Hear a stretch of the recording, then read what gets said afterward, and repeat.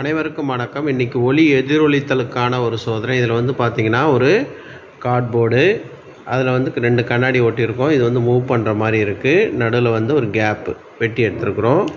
அடுத்து இந்த ஸ்டிக்கர் அதே மாதிரி ஒட்டியிருக்கோம் மேலே. இப்போ இதை வைப்போம், வெவ்வேறு வடிவங்கள் தெரியறத பார்க்கலாம். இப்போ இதை வச்சுட்டேன், முக்கோண வடிவம் தெரியறத பார்க்கலாம்.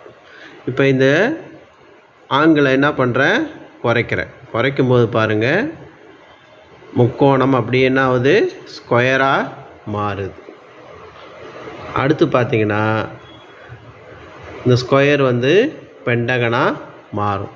ஆங்கிள் குறைய 5 வடிவங்கள் தெரியும். அதுக்கு அடுத்தது மறுபடியும் குறைய எக்ஸகனாக தெரியும்.